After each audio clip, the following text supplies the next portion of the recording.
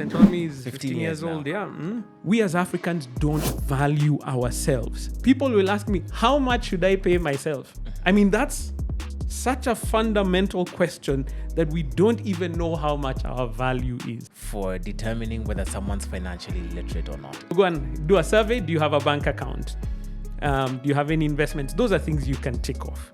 Now, do you understand what those things do for you? Do you have a goal? Do you have an outcome that you're aiming for? I always try and get people to think, okay, you're living in your own home. What is paying you to live there? That's financial freedom.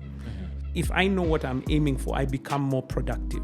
People want to make money. Yeah. It's so easy to take advantage of people when it comes to money. It's essentially what prosperity gospel is built on, right? What is a differentiating factor for Centonomy is that we are not selling you another product. So we maintain our objectivity. If I'm educating you, the outcome should be you are educated, not that now you come and purchase from us. This is Financially Incorrect, where we have a cheeky take on serious financial topics. I am your host, Barak. And as usual, this podcast is proudly sponsored by FX Pesa. If you'd like to have any classes, and now we are officially open in Dar, please check out the link in the description box and you will get all your trading needs for the global markets. FX Pesa is your one and trusted partner. As usual, we bring to you as fascinating money stories as we can, money journeys as we like to call them here. And today we have none other than the CEO of Centonomy, Waithaka Gatumia. Welcome to Financially Incorrect. Close enough. Close enough. What did I get wrong? Gatumia. Gatumia. There you go. Gatumia. Okay, my apologies. That's Waithaka all right. Gatumia. Welcome to Financially Incorrect. It's not a common name. Yeah, welcome to Financially Incorrect. Thank you, man. Yeah, thank you for gracing us with your presence. You guys have been around for a long time. With, man, 15 financial years. literacy. Centonomy is 15 years now. old. Yeah. Planning our sweet 16 next year. Okay. Yeah. How did you end up becoming the CEO? How long have you been CEO? Man, now this is going on. When is that? 2018 is now? No, 2019. 2019 is when, yes. Okay. So that's now 5 years almost, yeah. Okay. Yeah. And have you been with them for 5 years, or were you there before? No, I was there before. Okay. Yes. So worked your way. Yeah, it was a bit of a journey. It was such an odd experience because, so I've worked with Centonomy for a while. Prior to that even, so I was a supplier to the company. So I owned a production business, just like what you guys are doing here. And Okay. we'd come and do a lot of their events and stuff like that. And what did that mean is that I was around this material a lot, like talking about financial literacy and all. And so it kind of was within me. And eventually I did do one of the classes for myself. That's just after I got married. So, when you get home and then you're just like, now I'm not responsible just for myself. There are other people who are depending on you. So I did one of the classes, and in the classes they say, look, what else can you do to earn more? And I figured, hey, I can communicate pretty well. And I saw at some point they had an advertisement, we're looking for trainers. So I said, let me go and try. I mean, what could it do to hurt? And I got on board as a part-time trainer.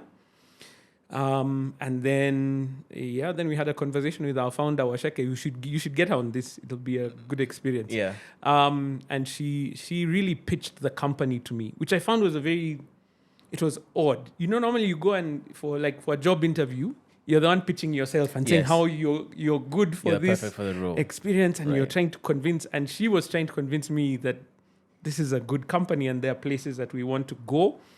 And that was my experience in joining, and so it was like she was looking into the future and saying these are kind of things we'd want to achieve. And I said, yeah, this is something I'd like to be a part of.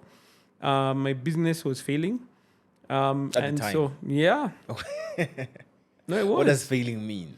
It means we were not profitable, and the way I had designed it, it would never be.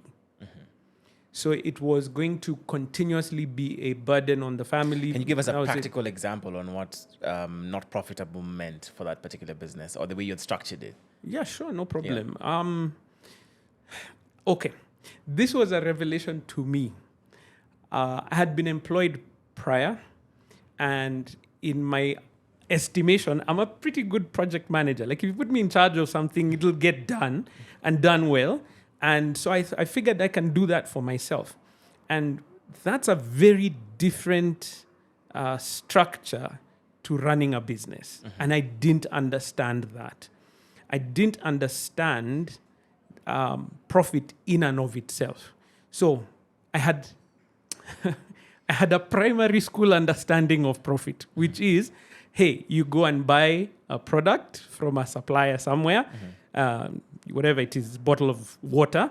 You buy it at 5 shillings, you go into the market, sell it for 7 shillings, and the difference, the 2 shillings difference is profit. It is not. Because that 2 shillings does not cover the planning, the preparation, the management cost, the marketing cost, the utilities. You didn't just sell the thing. And the one that, especially us as Africans, and I've been talking to Africans across, like we're in Nigeria, we're in South Africa, and I found this to be something that is almost across the whole continent. We as Africans don't value ourselves. And I didn't realize I was not valuing myself.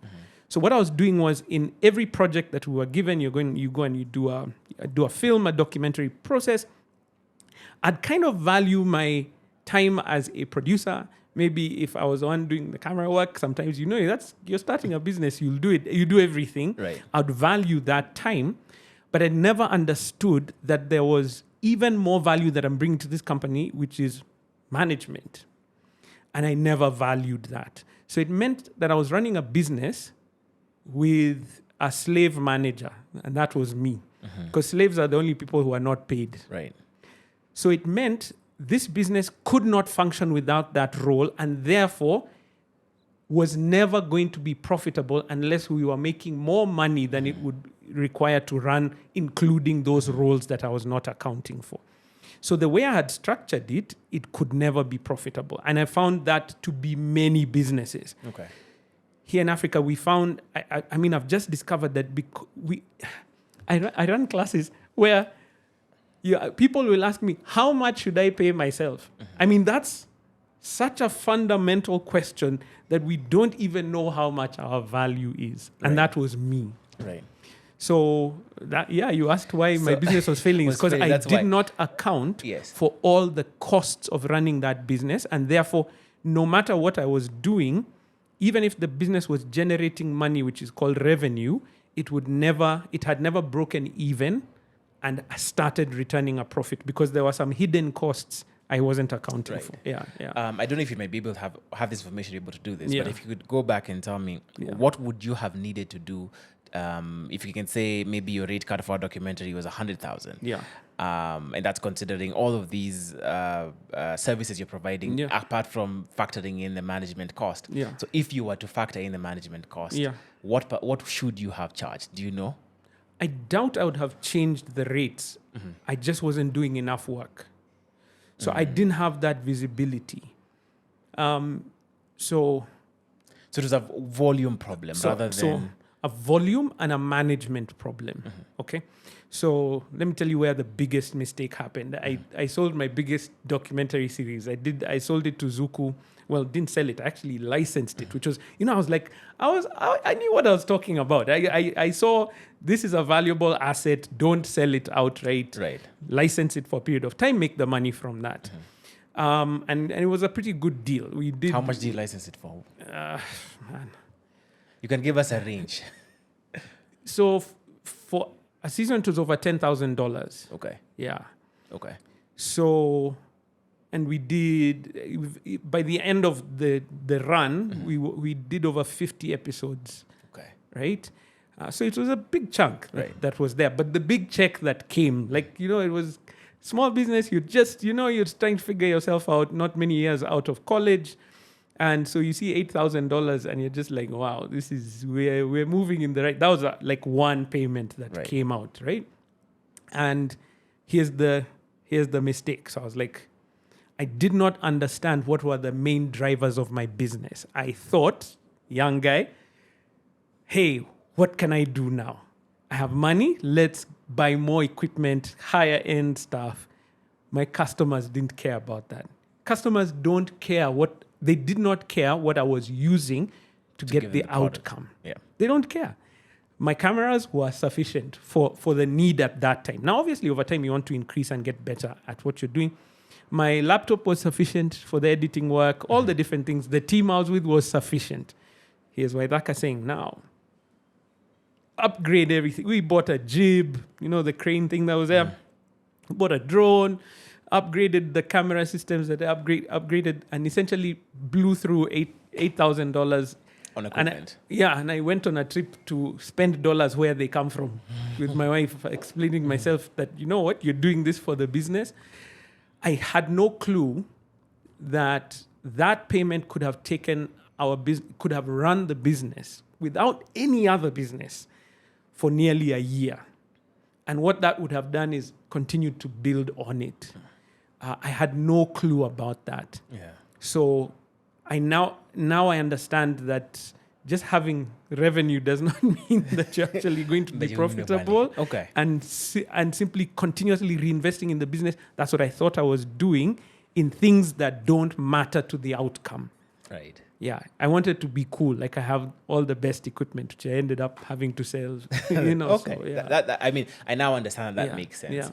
Yeah. Just a little bit more about financial literacy. Yeah. I know that, studies have been done. I think last week and the week before, I was having a conversation with someone who was saying the financial literacy rate is really low in Africa, specifically in Kenya, Tanzania as well. Mm-hmm. What's the metric for determining whether someone's financially literate or not? Is that a worldwide understanding? Is there a metric that we're like, okay, if some, it's like mathematics. If you can, do arithmetic, if you can divide, if you can read, write, you're literate. Yeah. Is there a metric that people use that we ought to be using to determine financial literacy? You see, you've asked two questions there. Yeah. Is there a metric that is used, and then is there a metric that we ought to use? Yes. Those are two different questions. So is there a metric that's used? Generally, people are going to ask, are you aware of financial tools? Are you part of the financial system? As in, are you banked? Are you trading? Are you earning within that system? Those are kind of metrics that people, do you have savings? Do you have any kind of investments? So those are the ones that are easy, and they're the ones that are used by most institutions they're looking at. So when you come into a country like Kenya, you'll talk about how many people are unbanked, how many people are outside of the insurance systems that are there, how many people are invested in the capital markets or any other kind of markets that are there. Those are the ones that are easy to track. Okay, and so thank God for the industry that we have here in Kenya, and wonderful tools like M-Pesa that have really begun to bring people into kind of that formal currency investment systems that are there. So those are the ones that are tracked because they're easy. You go and do a survey, do you have a bank account?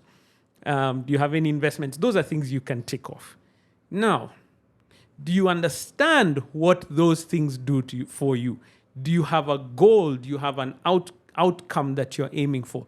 I think personally, and that's what we try and train at Centonomy, is do you know what they do for you? Because what we're beginning to see is, because thank God for the amazing work you're doing and the rest of the people in the industry, we're just trying to get people to know, like understand you need to be investing, understand you need to be saving, you need to be doing all these different things. So people are aware and are trying, but they don't fully understand. And that's what we need to be tracking. So we do a lot of work on trying to help people to set goals. Like there's an outcome that you want. And sometimes you don't even know what that outcome is. I don't know if I can give you an example. Yeah, please. You know what I mean? Okay. So I want to live in a nice house is something many Kenyans, many Africans will say. Yes. Like, I think anyone would say they want to live in a nice house. Yeah, but fair enough. Yeah, most human beings. Okay, good. I'll say that. Yeah. Okay. That means nothing. Why? Because where is that house? How much is it? And then when you're living in that house, what will sustain you in that home? Those are the kind of questions people don't ask. So I want to live in a nice house. Good. Where is, describe the house. So, that's what the process we go through. Describe the house. Okay, it's a 3-bedroom house on a 1/4 acre. Okay, good. 3-bedroom house on a 1/4 acre. Is it near the city? Is it far from the city? Is it in the city? Because those are same physical dimensions, but not the same thing. Yes. In the city, you're talking millions, sometimes of dollars, not even shillings. Outside of the city, maybe a few million shillings. You see, so which one is it? Make a decision. Like, say, this is what I'm going for. It's parents who are saying, we were talking about your kids before this session, and saying, it's parents saying, I want my kids to go to university. That means, again, nothing. Which university? Is it your local college? Is it an Ivy League school? Because if it's a local college or Ivy League school, those are not the same thing. Mm-hmm. You're talking hundreds of thousands of dollars for Ivy League. You're talking about possibly a couple 100,000 shillings. Yeah. University. So which one is it? Because if you say, okay, I want that house that's a few $1 million, and I'm earning 30,000 shillings today per month, doesn't make sense. Right. So your goal cannot be, okay, I want a $3 million house and I'm earning 30,000 shillings and I'm going to be saving 10% of my income every month.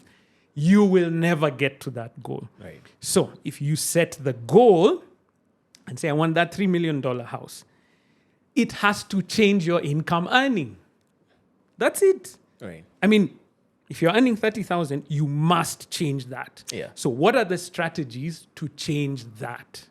So yes, we're going to talk about saving. We're going to talk about investment. We're going to talk about income earning capabilities, but it has to be in line with a goal. Okay. So most people are told, save.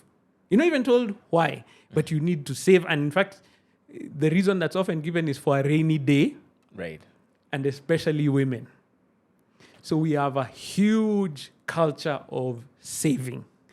We were doing some work with United Women Circle. Mm-hmm. And I was talking to the CEO there, and she was just saying, we have so much saving. We are really trying to tell people, borrow, take money and go do something with it. No. I just want to save and put my money aside.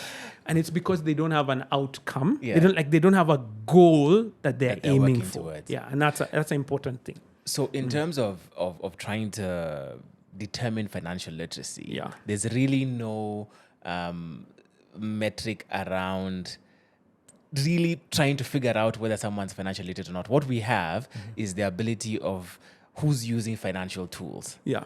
And who's in the financial system. Yeah, and it sort of ends there. Yeah. In terms of trying to determine someone's ability to actually understand financial literacy and be financially literate, we don't have a metric for that yet. A universal, like an SI universal, unit? No. In my opinion, no. No. Okay. But we're getting better. Yeah. I think every time we come into a situation like this, people are watching this, they're listening to this podcast, it's going to trigger something, and that begins to help grow that. Okay. Yeah. Do you think it would help, though, if there was some sort of, with all of these things we do, whether it is marketing, whether it is production, like you go to school and there's an exam and you pass, and do you think it would help if there was some sort of official grading metric system where people would then come and pass and you say, okay, now you're financially literate? So, our founder Waithaka was on a trip in Europe, and she was going through, and they actually begin to teach these things in the education system. So young people are learning in school what that outcome is. So, okay, it's not complete, but it's useful. What does that mean? As a young person, you begin to understand at some point, my hard work should start paying me. How does that compute for them, especially like in Europe? It means that I am a homeowner, which means I've reduced my home costs.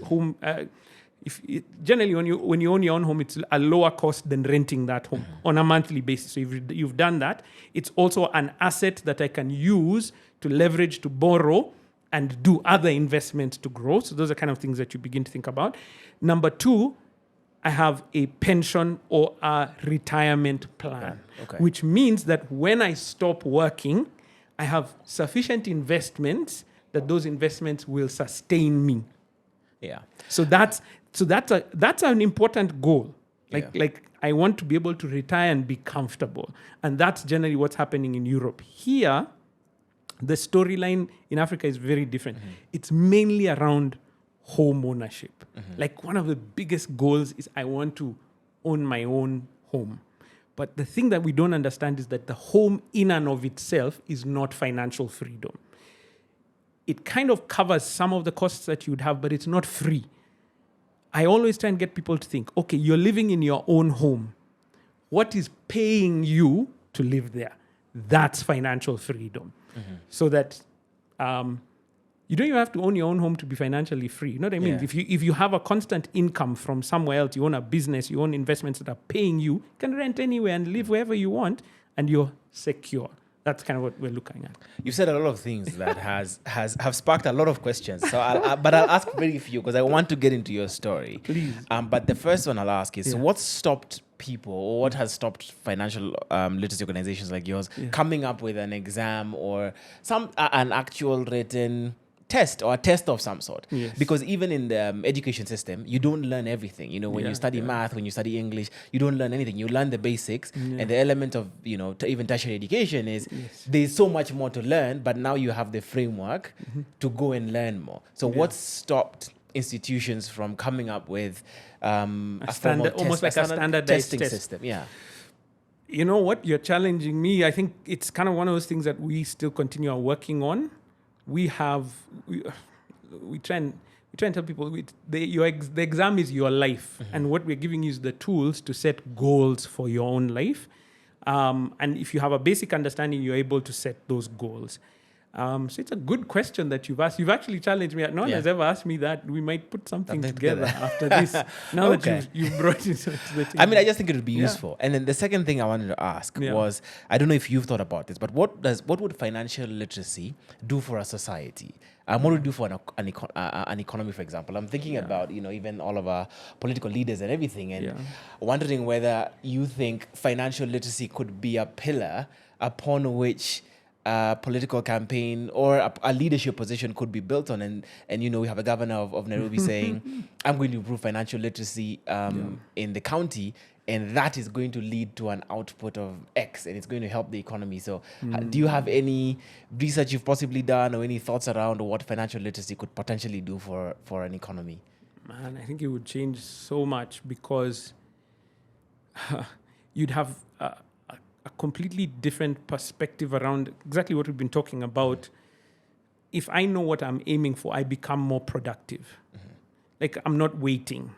And I think there's a sense in which that when you know what you're aiming for, you're no longer working for your boss or for the organization or whatever that is. You're working for yourself. There's a sense in which it would increase, in my opinion, productivity, because there's there's motivation, self-motivation.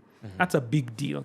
So somebody who's going to realize that, if I want to live in that house, I have to be earning 500K a month.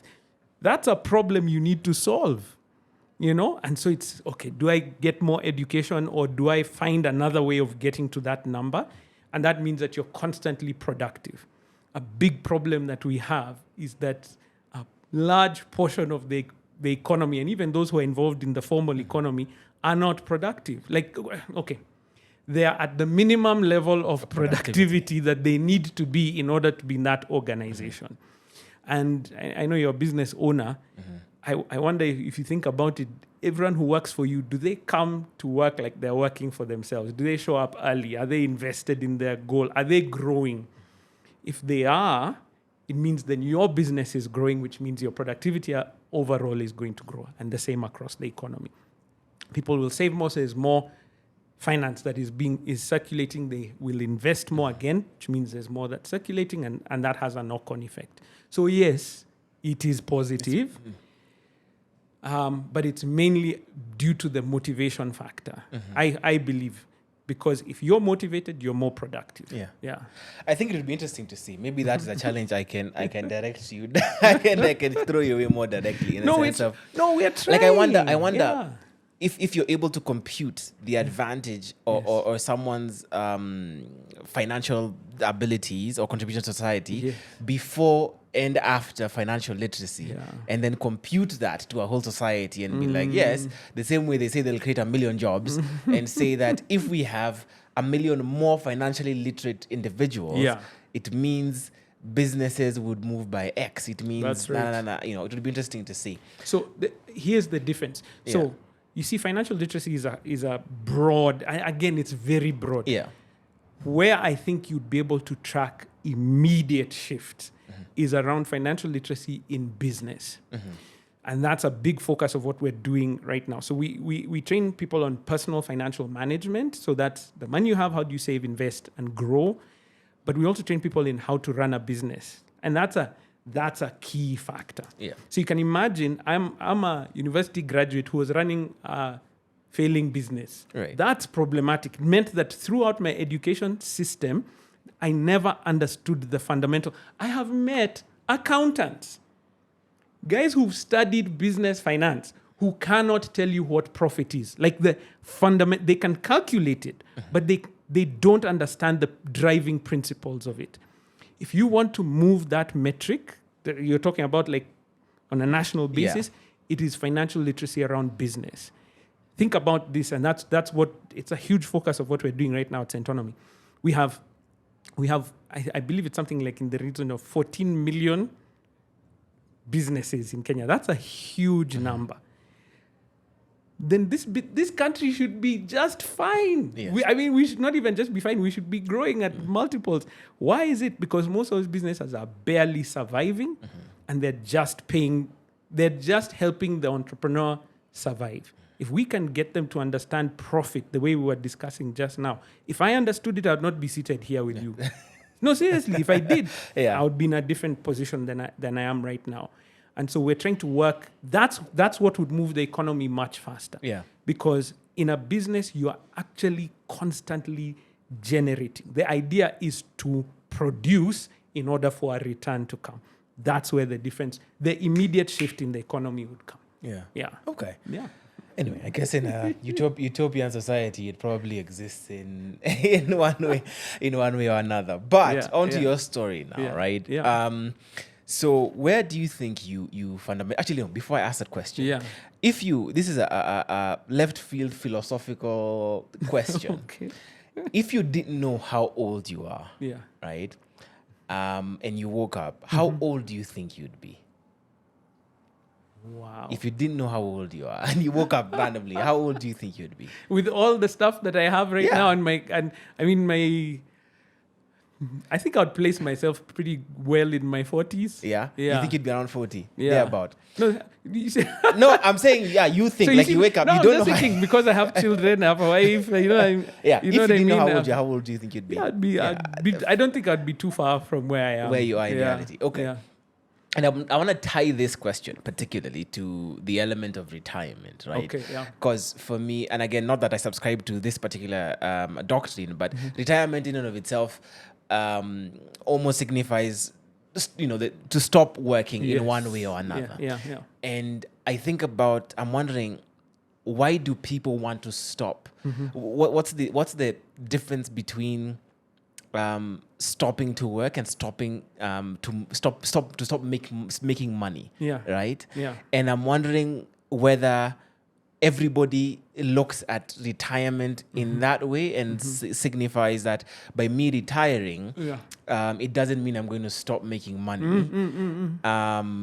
Or is the drive for retirement because you want to stop working and so you want to ensure all the things you've put in place give you enough money to survive. Yeah. But fundamentally, I struggle to understand why people would want to stop working. Yeah. So my next question was going to be then, do you want to stop working? I mean, do you think you'd wake up at an age and be like, you know what, I am done with my career. I will not stop. And I will not stop. Yeah. Okay. So even in your question, now you've brought many problems. Yeah.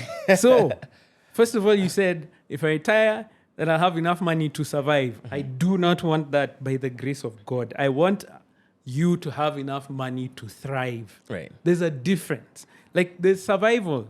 And I make fun of people all the time in our classes, and I tell people, even wherever you are, right now, most people in like the middle class, you can be able to retire today. You can stop working today with the assets that you have, sell them off, buy a house, and live there for the rest of your life.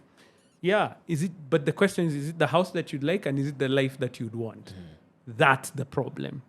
So it's not about survival. I want you to thrive. So how do we take this further than this? One of my favorite writers is a guy called John Eldridge, and he's speaking to men, and he's saying, like, it's not about stopping to work, it's that your role changes. I mean, even physically, things change. My joints don't function the same way that they did 20 years ago. You know what I mean? The energy level is not the same as I was in my 20s. Now I'm in my 40s. It's not the same. I'm not saying that I'm like old and shriveled and can't do anything. No, but it's a reality that you're not the same, and you'll not be the same in your 60s, 80s and past that. So what does he talk about? It's the change in role. Like, so he talks about, and he's talking to young men mostly. He's saying, like, in your youth, you're kind of the soldier. Like, you're part of somebody else's journey. You know what I mean? Like, you're supporting other efforts of those who have gone before you. And you grow into the role that you are now, probably in your middle age, your 30s, 40s and stuff. The role begins to change to become more of a leader. And he describes it as a king. Now you are the soldier, now you're the king. So you're the one driving the agenda, and everything is dependent. You're making decisions and you're driving and you're moving. And then he's saying past that stage, you need to hand off to someone else. And that's part of our role, is to make the next generation better and get into a different role as what he describes as the sage. So now you offer, 30, 40, 50 years of experience to the next generation, and you pass that on. So it's not that you stop working, it's that your role changes. That's my experience. I think that's the key. Okay. Yeah. That's a fair answer. And I hope that's the thing, that you would be able to impact different people's lives at different stages, and the role is different. Yeah. Okay. All right. So now we get into your story. Sure. Eventually. 20, what odd minutes later. That's okay. So first question. Yeah. What did your first ex-girlfriend teach you about money? What? My first ex-girlfriend. Yes. What did your first ex-girlfriend teach you about money? Teach me about money. Nothing. Nothing at all. Nothing at all. Nothing. Money didn't play a role. Yeah, man. I was like 13. So you didn't want to buy her a lollipop or she lived across anything? the road. Yeah. I really, man, it was. I mean, it if you was think nothing. about the context of her life and where she lived and all those things, you didn't want to buy her a lollipop or like chocolates or nothing. I have nothing outside of what I could handle. I don't think there are many lessons in that. Yeah. I think the lessons came later on in life, around when if you were to bring in relationships, it was later on. Okay. It was just a space in which the reality hit when now marriage became a possibility. So, like, when you're just dating as a teenager, man, you're not even thinking about marriage. You're just thinking about happiness. You like someone, they like you. That's great. That's about as much as you're doing. But when I left university and I was dating someone at that time, there was a reality of, you know what? This could be the person you spend the rest of your life with. And then habits, patterns became real. And for me, it was, they better be on the same page as you are. Because if they're not, there's going to be conflict. And it started showing up in that stage of life. And it was because there was no understanding. So it's not even about like how much money was being spent, but the reason behind it. There was a girl I was dating, and she lived like far, right? and at this time, I didn't have my own car. I was still living with my parents. And so, you'd show up, but you've borrowed the car from your folks. Right. And if it meant that I'm going to take you home, yes, we're going to drive for a couple of hours to get to your place. And sometimes I couldn't. And that was a major point of conflict. and and we were butting heads because there was an expectation from her that I would be able to do that, and I couldn't, and I couldn't understand why she would not see that. It's not that I don't want to, it's that I can't. You don't have the money to. And so if you're angry at me for something that I cannot do, that was a major red flag. Those are kind of things that you want to. So earlier on, in my teens, we were just having joy and happiness. Yes. Okay, but what did it potentially then teach you about your money habits, the relationships that you've been up until the most, of course, your significant other at the moment? Yeah. What do you think it taught you about your money habits? It taught me. You can't please everybody. I mean, and you can't. Sorry, that's not you can't do everything. And so you need to know your limits. That's what I learned. And if somebody is, if your partner, if your girlfriend, your wife, hopefully eventually, is okay within the limits that you have, that's probably a good person to be with. Now, that doesn't take away from ambition. So being okay is not the same as saying that we don't want to be in a better place, but you have a realistic view of your current position. And that's a thing. I think that was important for me. So that there are no unrealistic expectations, but there are expectations for growth. Yeah. What about specific habits? Were you like, have you been a gifter, someone who would splurge, apologize with a bouquet of flowers? No. Or are you the other? Or that's not a general area it's coming out, I'm the cheap guy. Yeah. No, I don't think spending, you see, at that time, and I thank God for my parents, I didn't have many other responsibilities. You know what I'm saying? Like, so until the point at which now marriage became a reality, and that's a point at which now you're entering the job market, you actually now begin to take care of yourself and all things like that. I thank God for my parents because they really kind of were there for me. Because I guess I'm not that much of a spendthrift. It was realistic kind of things. I want to go and watch a movie. So that was something where you could get pocket money, or, you could do some work and get some cash to do. But it was later on that now you begin to realize the value of those things. So no, not many lessons at that stage of life. I've heard you talk about your parents now, and I guess giving them thanks for what they provided for you early on. Did they have very direct conversations with you around money and money management? No. Yeah, so we gleaned information, and it was often gleaned in tough times. Okay. And that I wish we could have done more than that. What's the toughest time you can remember? Toughest time was when both my parents were out of work and they had a mortgage. That was hard. Because, you see, we were used to a certain level of life. So my dad was a director at a listed company. I don't want to probably say which one it was. He was a director there and then left. And then my mom was running a business, and it kind of just wasn't also working at that same time. And so it meant, we were going to good school. We went to St. Mary's just down the road here, one of the best schools at that time. And we used to a certain level of life. And then suddenly that changes because now there's expectations. They have financial expectations. I had no clue what that meant. And so your lifestyle begins to change. Whereas it's those ones of, can we go? No. Can we? No. And you sense the stress in the home. That was a real tough time. So you're gleaning information. So one of the first things is mortgages are not a good thing, right?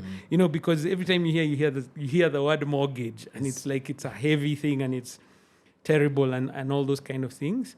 And then I guess my mom was always kind of think about running your own business. Don't employment is not the only way to go. So that was another thing, because there was a sense in which you have a bit more freedom on autonomy around that. Yeah. Okay.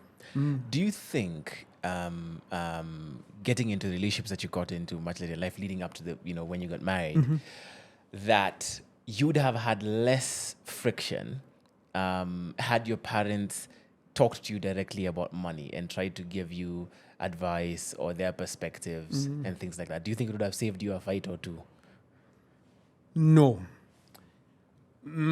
Because I thank God for our community, and being part of a good community is very useful, especially around that. I'm giving now personal experience on this. So before I got married, we went through marriage counseling. And that marriage counseling was detailed. Like, we left nothing off the table. So financial position, what is your current financial position? It was laid bare there. So what do you own? What do you have? What are you earning at this point? What do you hope to earn? Everything was put on the table. What does your family have? Because of that expectation that is coming out of that. So we had that discussion in detail prior to marriage. And I think no matter where you'd have come from, with that kind of discussion would have kind of helped you to figure out what was going on. And it wasn't once. So we did marriage counseling with our pastor, we did it with another pastor, and we did it with another organization, because it gave us a different perspective around that. What that did is it laid bare our current position, our thought processes around money, and our ambitions for the future. And so we didn't leave anything like untouched. So what could it have done? I think I would have been more understanding later on in life. So in as much as you know the principle, you need to be more empathetic. Because you understand what somebody is going through. That, I think, would have been different. I would have had more empathy, because you know that, and that's kind of the lessons that your life is never. It's not a straight line. Like, there's going to be, peaks and troughs along the way, and that could have helped me around that, being more empathetic. Okay, interesting. So when do you start making money for yourself? Me? Yes. College. So university, yes. What were you doing? Entrepreneurial things, or were you intern? So I studied in Australia, and it is the thing to do. So again, I thank God for my parents, because they worked. I mean, it was miraculous at that point in life. They did everything they could for me to. What does miraculous mean?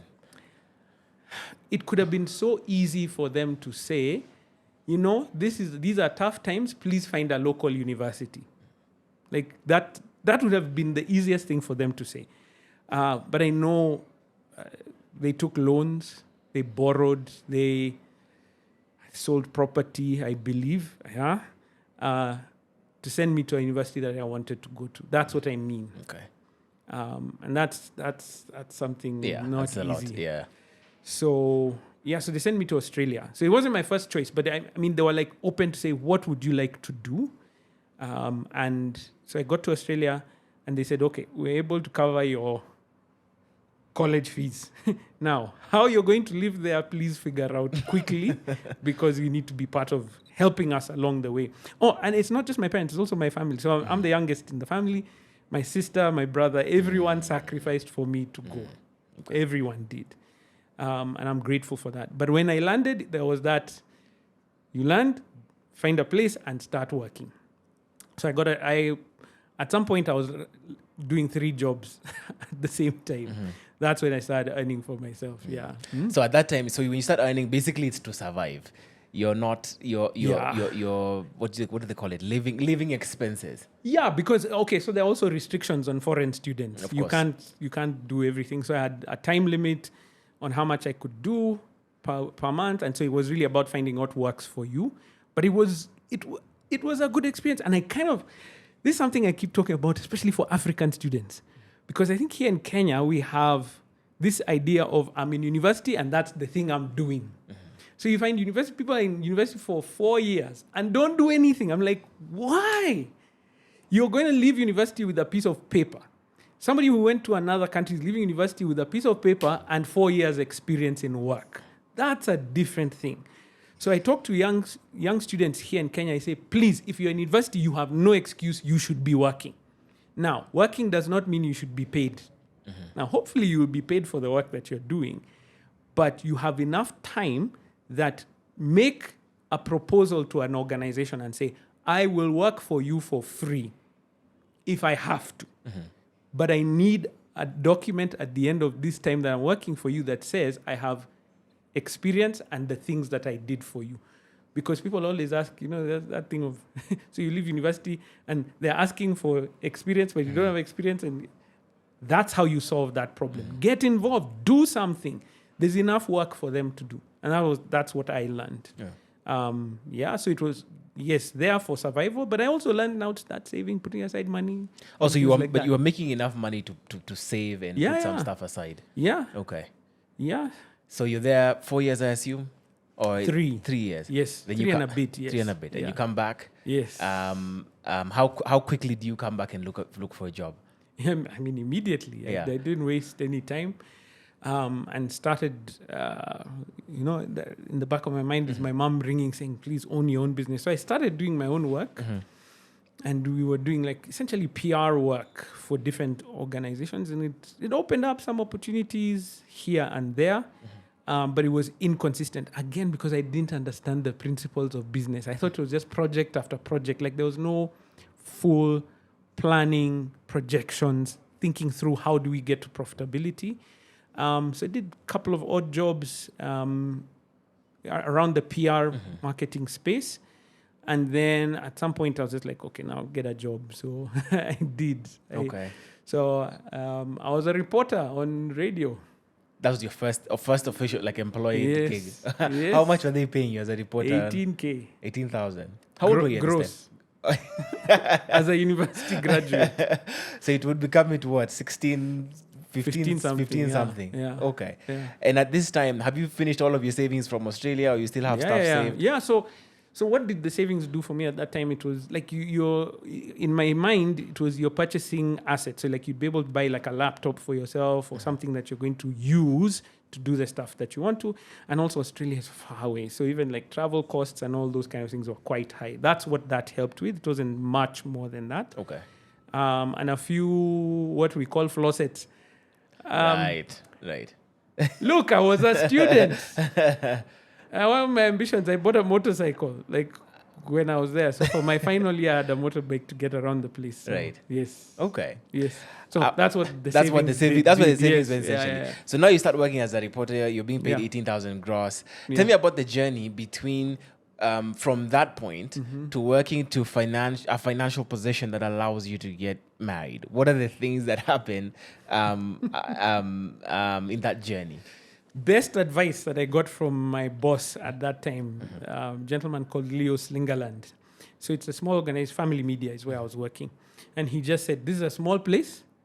Don't just do what you're told to do. Do more. Be useful in this organization. And I took it to heart. I mean, I joined as a reporter, but I was everywhere. I was part of the sales and marketing team. So you see, reporting work is pretty easy. I mean, you go, you get the main stories for the day, and it's not going to be many stories. I was a sports reporter, by the way. So sports is what happened yesterday. In the first half hour of the day, you've done your job. So what are you going to do for the rest of the day? So I got involved everywhere. Production work, I was in marketing, I was in sales. Everyone in the organization knew me, and I was part of that team. What did that mean? I grew very quickly. So I joined as an unpaid, first of all, reporter. I worked for 2 months without pay. Then they hired me at that 18K. In a 3-year period, I moved from that position as unpaid reporter to being head of the radio department. Yes. In 3 years? In 3 years. Okay. Yes. Because you're valuable.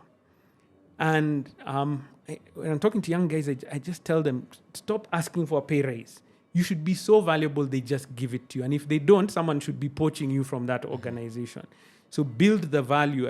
I stole that from Miles Monroe, who says, don't chase after money, chase after value, because if you're valuable, money will chase after you, right? And that worked for me. Because did it work for you financially as well? So I mean, please, you're not going to get you're not head of department and you're earning the same thing. Yes. No, now I was, what was I earning at that stage? 80K. Yeah.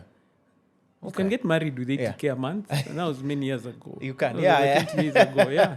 Before the inflation Yeah. took out everything. Okay. Yeah. So I mean, were you getting married now at that point? By the time you're head of radio, is that head of the radio department? Is that when you found someone and you're like, yeah, I want to settle down? Yeah, that's around The time you're the making time those that the decisions. Okay. relationship was growing. Was budding. Okay. Yes. And what are your financial management principles at that time? What are you doing with your 80,000 or whatever money you're earning at the time? Nothing that was of, other than saving a little bit. Mm-hmm. That was about it. So saving and done. Yeah. Okay. I had no clue what investment meant. And I had no clue the thought process. I'm not even earning enough. I should be earning a lot more. Then I can start thinking about investments. I wish I knew more. I'd have made many different decisions. Okay.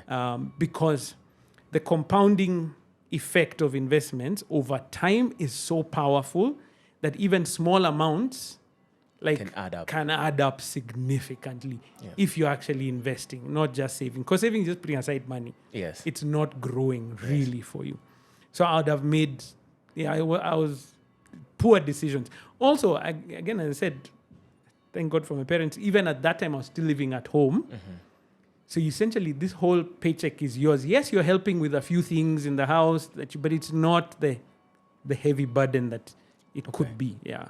So it sounds like, I mean, without predetermining where your story is going to go, it sounds like this premarital counseling that came in around finances was an awakening for your financial journey as well. Massive. Yeah.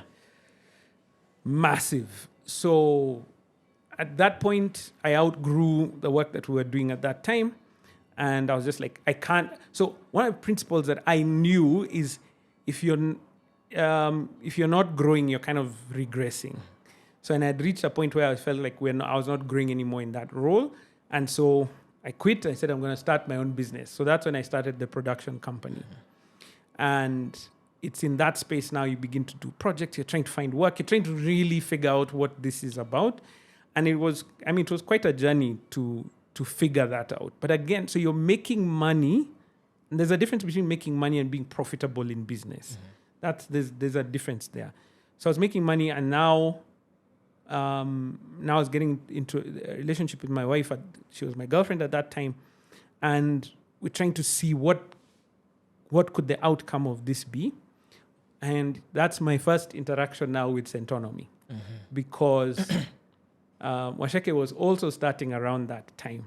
And so one of my first contracts essentially was to film and produce her first women's event on financial literacy.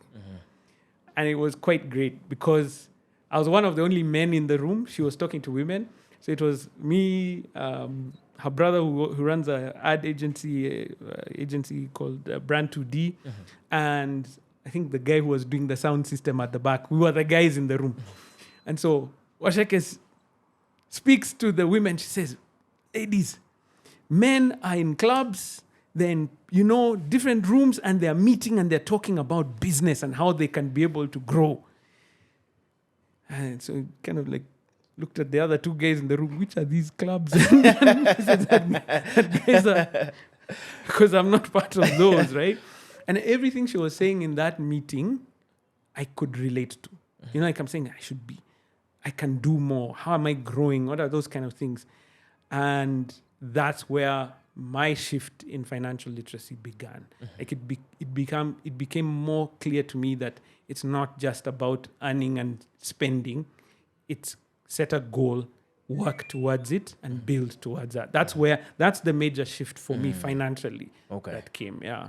And what's the output that comes thereafter? Man, you're motivated. Yeah. It's just like, I need to make more. If I want to have the lifestyle that I need to make more, I need to invest more, I need to save more, I need to control my spending more.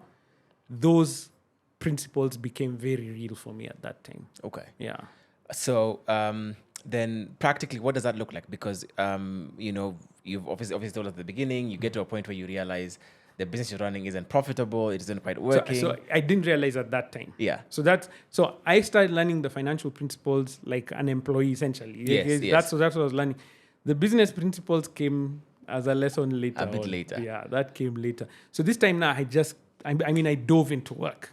And I was like, next project, what's the next thing we can do? So we were generating cash, but it would never, like what I realized, it will never be profitable. That's what I realized later. So we were doing well. People would say, oh, I can see your work there, I can see, but it wasn't going to translate into a successful business. There would have been a limit to it. And so it's during this season that I get married. Now, how I began to realize there was a problem with this is that, so my wife was employed and I was running the business. And what happens is that in business, and I'm sure many people will relate to this, there's highs and lows. Yes. So there were times in that season, she was like helping out with a lot of the bills and things that were going on. And we had agreed on that, like we're a team. Yes. But I was like, no, I should be able to do more for the family. And I'm working, but it's not producing what I would like. And it felt like we were putting more money into the business and the business was giving us. That's how I began to recognize this thing is not working the way I want it to work. Okay. Yeah. How difficult is it though to come to terms with that consciousness as a business owner, as an entrepreneur, someone who's built something? Tough, man. Yeah. Was it quick? Did it take time? Did it? It was an especially tough year. That's just said, you know what? I don't want another year where I'm not being a provider. There's a weight on men to provide. And I was like, maybe get a job and see what that's like. And so I had not applied for this job. So I had mentioned it to Waithaka because remember I had been a supplier to Centonomy. I mentioned to her, hey, can I use you as a referral on my CV? So I was not even looking for work there. She's the one now who said, oh, are you still looking? It was just the grace of God that she was looking for someone at that time. I was looking for work at that time, and it kind of worked out well in that way, and we had a good relationship. But that was the hard part for me, is that I felt like I'm not providing, and I would like to. So that's why I said, let me look for work, and that's how you end Centonomy up working at Centonomy. So the year before, was it the year before? Oh yeah, probably a year and a half before that is when, so business is doing okay. I had done the Centonomy program. Part of it was to say, can you use your time and skills elsewhere? The part-time training had started. So you see, I was already part of the Centonomy environment. And this is what I was saying before about being valuable. So in that environment, I was open. I think even Centonomy had gone through some ups and downs during that season. And they would call me and say, can you do a job, but we're not sure about when we'll be able to pay you. I'm like, I'll do it. Like, you're so valuable, you become the go-to guy to call. I think there was an open day, an event that was happening. That was one of those real moments for me and establishing my brand there. There was an open day. The MC didn't show up. I can't remember what had happened. And Waithaka, who was going to then take that role, was delayed somewhere. So I got a call from the team like, can you help us out? Can you go and MC this event?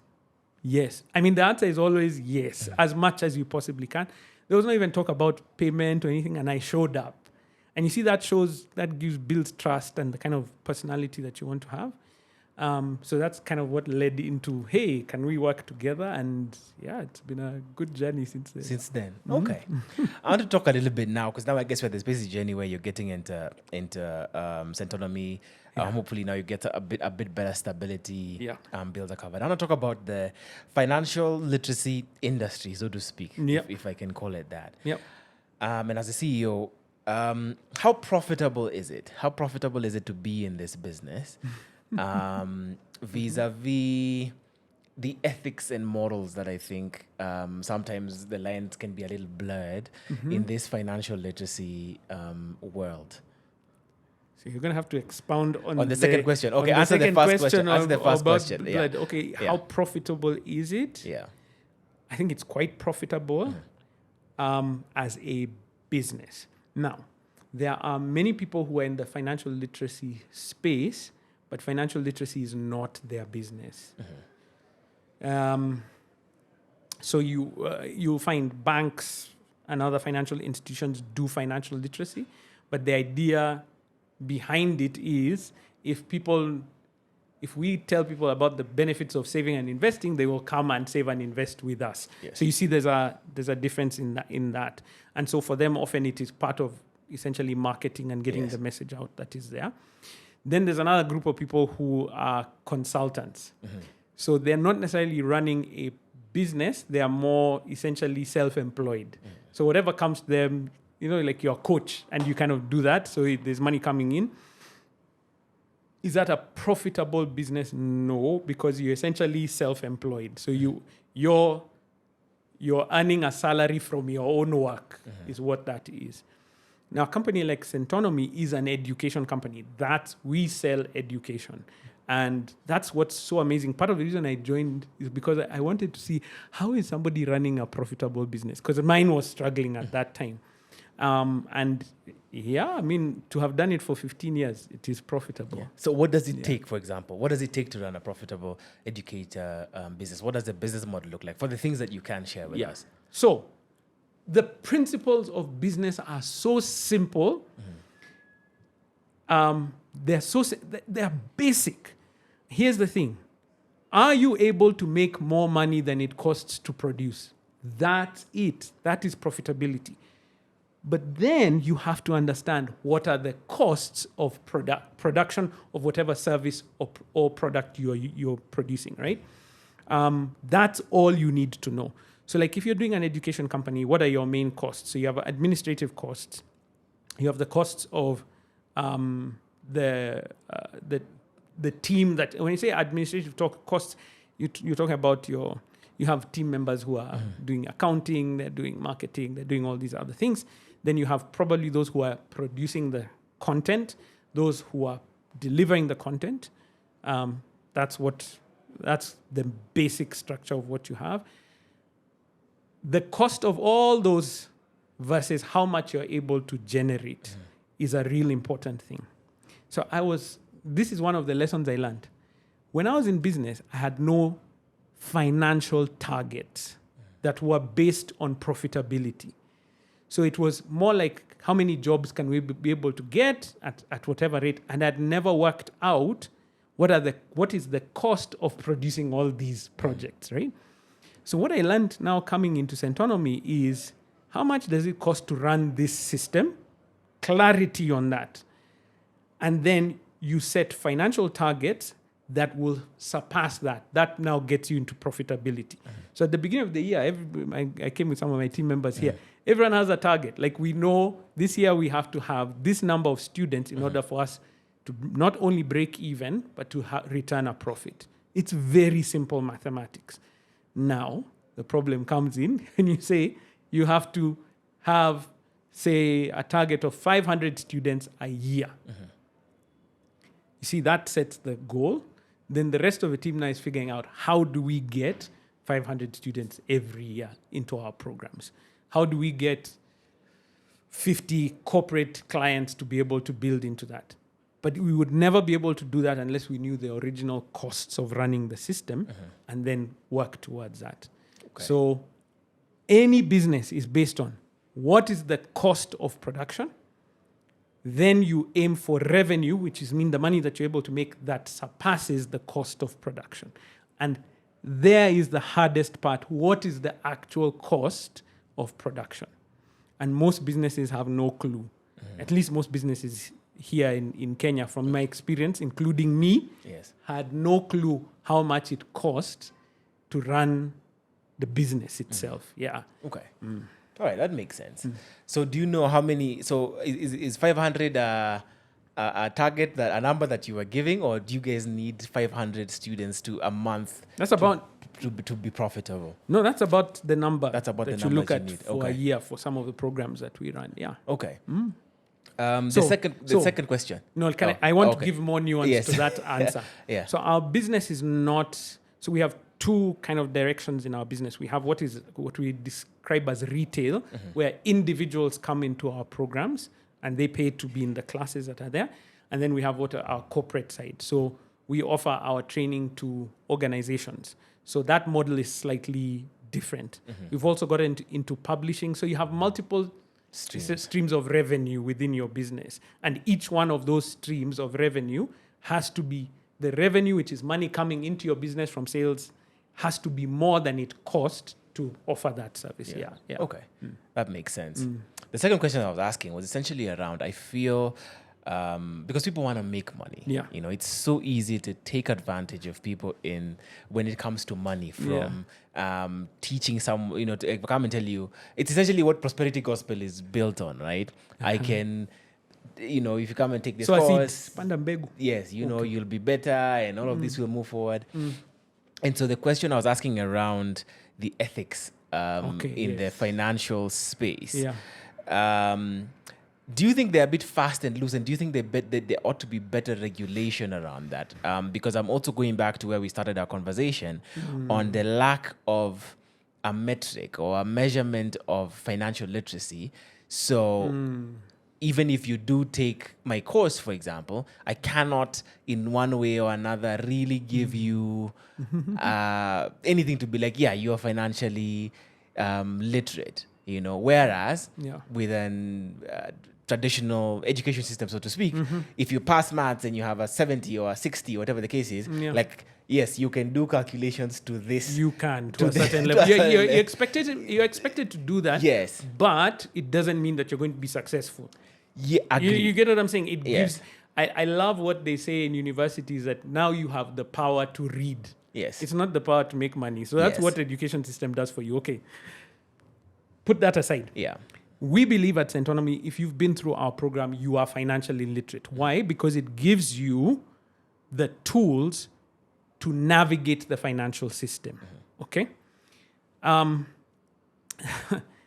If I know what I require in order to achieve a certain goal, then I can make good decisions. That's what we empower people to do. And what has made a difference for us, as I said, what is a differentiating factor for Centonomy is that we are not selling you another product. So we maintain our objectivity.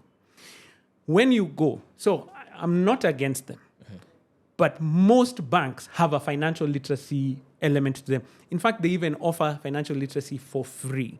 But you know, at the back end of what we are offering you is save with us, is invest with us. In our programs, we specifically Centonomy 101, which is for personal financial literacy, we offer you knowledge on. So we go into the market. So our trainers are guys who do stocks and understand the financial markets.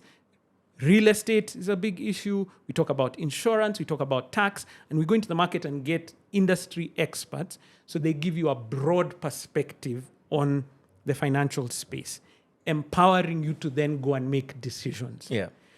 So if I learn about unit trusts, for example, I have an understanding of what a unit trust, which unit trust will work for me. Then I can go into the market and find the one that suits my goal, the outcome that I'm looking for. And that's the differentiating factor. So I'm not saying that the information that these organizations offer is bad or wrong, but there's a sense in which it is linked to a specific outcome for them. So for us, we want to empower you to enter into the market yourself with the knowledge and power that you have. And so, yeah, we believe if you were to leave a Centonomy class, you are now financially literate to make decisions that you want. Now, is it 100% success rate beyond that point? No. But I think you're offering people a better potential outcome along the way. And many people find financial freedom in that. Guys, clearing debt, investing for the future that they want, getting into retirement without the stress that you're looking for. Those are the things that we've seen along the way. Yeah. Okay. So, so basically you've said it is a profitable business, a profitable industry to be in. Yeah. And there's definitely space for a lot more individuals to be in. Okay. Do you remember how crypto was being introduced into the Kenyan market? So maybe I'll tell you the story from my perspective. It was being introduced as a pyramid scheme. This was the. So Who are those guys? there was some more guys. I don't want to name names. Those guys. But right. anytime there's a new investment All right. investment opportunity, we need to be aware of it so that we can be able to speak to it to Right. our students who come in. So I attend all these different, events that come up. So these guys called us, and so I sat and I was listening. Okay, what is crypto? So they did a very good explanation of what cryptocurrency was with the blockchain system, the fact that it is an agreed upon value. Transparent. It's transparent. It's not regulated, which is part of the issues by any specific government, and it's global. It is all. I understood that. Okay. Then they began to explain how do you make money from it. So there was the issue at that time, because it was really early on, of mining. So there was the perspective of you can get computers and they'll actually do Bitcoin mining for you because they're part of the blockchain, and you get a reward in Bitcoin for the mining process that you're going through. I understood that. Like, you can make money there. Then you can also buy it as an asset, in that it holds value, or it increases in value. And if it increases in value, you sell, and the difference between that is how you make money. Good, I understand. Then they said, okay, so this is how you get involved. If you can go out and find 3 or 4 other people who will join through your system so that you now become a part owner of part owners. I was like, immediately. So the cryptocurrency side of it made sense. But the system through which, because then there was no clarity on, are you actually trading Bitcoin for Bitcoin? There was none of that. It was, please buy into my thing, whatever that was, and then get 5 other people to buy into yours, and that's where the majority of the money is made. That's how there was an issue in that same space. And so when you talk about the ethics of in the investment space and financial literacy, because they were trying to peddle this as financial literacy, we're trying to educate you on Bitcoin, but the outcome of it was, you have an idea of what the actual market that's happening, but where you're going to make money, it's from this pyramid scheme. So I did a video at that time, and I got bashed about it because I said, don't invest in Bitcoin. That was the title of the video. It was a bit of clickbait. Yes. But I was actually saying, don't invest if you don't understand. That's the key. So there was when you talk about ethics, that's where the problem usually comes in, is because there's often, if I'm educating you, the outcome should be you are educated, not that now you come and purchase from us. Okay. That's Fair enough. That's kind of the... Fair enough. For me. I have like two, 3 more questions as we're wrapping up, right? So as a financial educator, someone in the financial space who essentially would be helping people to make more money, do people have certain expectations of what you should look like? And do you meet those expectations? Oh man, it's a burden because I'm a human being, but it's a perceived burden. Like, okay, so I'm at your offices here. Do you know how I came? I assume you drove here, but that's because I saw I believe, now let me say, because I don't know it's true, I believe I saw your car keys. You saw the keys. But before you, it's because you yes. sat next to me, and it was that, most meetings that I go for, most trains I go for, you don't know how I showed up. You don't know how where I came from. And in as much as, so what I have an appreciation of the expectations, but I also have learned they mean absolutely nothing. Really? Yes. Let me explain. So I, very early on in my experience of training, I was sent and I was training a group of lady executives in one of the blue chip companies here in Kenya. And they really talked about your appearance really matters, how you show up, all those things really matter. And so you can't just, everyone else is at this, that became the thing. So I stood up and I said, okay, look at me. How much did it cost me to look like this? So they looked me up and down. They looked at my shoes. They kind of tried to look at my watch. They looked at the suit. I was wearing a suit at that time. And they estimated that I was wearing over 150,000 shillings worth of jewelry and clothes. I was wearing less than 50K. And that was including probably the most expensive thing. Should I say? I guess I can. It's my gold ring, which we had spent some money on. They perceived, because the suit fit, it looked nice. I carried the personality. I spoke with authority. Their perception was I was wearing over 150,000 shillings. So what I began to realize is people will perceive what you project. Now, if I went and hired a Range Rover and drove into this place, would you ask me, is that your car? No. First of all, you didn't even know what car I came in. So does it matter? No. I feel like you've made a contrarian statement there. Okay. Because yes, the perception matters. Whatever those ladies in that room perceived about you would matter. The fact that you are well dressed. Now, the degree to which they value what you are in or not may neither be here nor there. But the projection. So here's what it is. You want to look competent because image matters to that level. And look, I make fun with my team. I say, as I make more money by the grace of God, I can dress down a little bit more. Why? Because now I'm not having to prove anything to anybody. It's your Mark Zuckerberg showing up in a hoodie for a presentation and stuff like that. Because you know who he is, right? But put that aside. In that room, what were they looking for? They were looking for competence. They were looking for you to be able to deliver. And they didn't. Everything else was in their mind. Okay? What does that mean? For me, offer your competence, offer your professionalism. All those things matter. Show up on time, communicate well. That's all that matters. For many years, ask Steve, I think he's the one who's been the longest with me at Centonomy. For many years at Centonomy, I was driving a 30-year-old Nissan B15, B14, not even a 15, B14. Did it matter? I was still on national TV talking about the same stuff that I'm talking about here, training what were people looking for? The value that I'm able to offer. That's it.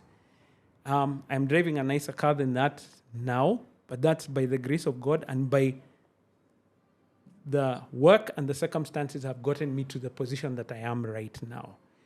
Now, the car that I'm driving does not affect the information that I'm able to give you. Let me explain. Because I know you're struggling with this issue. I'm not. Have you ever met a smoking doctor? Yes. Yeah. So, can the doctor explain to you what nicotine and the addiction can do for your life? 100%. Can they treat you if there's anything that is happening 100%. On that side? 100%. So what you want is their ability. You get what I'm saying? Yes. So I'm trying my best. This is what I'm trying to get. Yeah. Not to be a smoking doctor. Right. That's what I'm trying my best to do. Am I 100% perfect in my financial management and investment strategy? No. But I'm definitely getting better. Yeah. That's what you want to have. Okay, I mean that makes sense. I do think there has to be a sweet spot somewhere for the work that you do because I think so. For example, like when we had the former NSC CEO who was here, he said because of his work, he did feel pressure. He did feel pressure to look a certain type of way and to drive a certain type of car. Last week, I was speaking to the person who was the former equivalent of the head of the Nation Media Group in Tanzania. And he said, I also didn't want to spend any money on my house, on my this. But then at some point, the board came to me and they were like, you represent who we are. Yeah. So to some degree, like we understand we understand you're not wanting to, buy a big car, all of these things. Yeah. However, there's a certain standard we do want you to meet. And so in that context is what I mean by, I think there is like a sweet spot. There is. Yeah. And look, you don't want to be... Make the decisions that are necessary for where you are. Yeah. And for what you need to achieve. Yeah. And why do I say that? If I arrived here by taxi, by Uber, who would have known? You know what I'm saying? And for most of my business meetings, many times I'll do that because it's just the convenient way to go. Go about it, right? So recognize what's necessary for the space that you're in. Okay. For a big part of the time that I was there, I was, it didn't matter. It's that when I'm in the room, am I able to deliver as required? To have dressed down would have been a distraction. Mm-hmm. So look the part. Now, looking the part does not mean, man, there's a shop that I went to, and I was just like, truly, we're in there are different worlds out here. I went to this shop just here in Westlands, and I happened to just go through. First of all, the prices on the clothes are not in Kenya shillings, they're in USD, and they're even hidden. So you have to ask. I picked a shirt that was $2,000. I was like, okay, I'm not at that level right now, but can I buy a shirt that makes me look sharp? If it fits well, it gets the part. Yeah. So look the part. Can you do that from Gikomba? Yes. Hey, best example around this. Best dressed guy in our office is our driver. Because he cares about it. The office driver is a guy called Victor. He is sharp every day. That guy, in fact, he does, part of his side hustle is he does shopping for guys. Because it's his thing. Yeah. You'd never, if you came to the office, you might not recognize the role that he plays. In the office, So, okay. I mean, those things are so superficial. Yeah. But they matter I always tell people, if it matters to you, make it part of your goal and work towards it. Because no one else, you're not going to have a sleepless night because of the car that I drive. No. You'll say nice car and then you go and live your own life. Yeah. So make sure it matters to you. Okay. 2 final questions. Please. Do you know your net worth? I'm not going to ask you to say it. Do you know your net worth? Yes. Do you know what percentage your car is of your net worth? Yes. That I'll ask you. You want to know? Yes. What percentage your car is of your net worth? Yes. Okay, I can tell you. I thought about this. I thought about it this morning when I was coming. Okay, yeah. So the car that I drove here, what percentage of the net worth? Less than 5%. Less than 5%. Yeah. Interesting. Okay. So remember, I talk about this very openly. My wife and I, we agreed. When we got married, we are one. So I talk about my net worth. It is our family net worth at this point. And there are many different things that have contributed to our position right now, including inheritance, which is a huge contributing factor to that. So, that's why. Okay. Yes. What I want guys to understand is this. If I can leave people with a thought, is often we are our own limiting factor. And it may take time, but if you set a goal and work towards it, you'll find the solution to get you there. Yeah.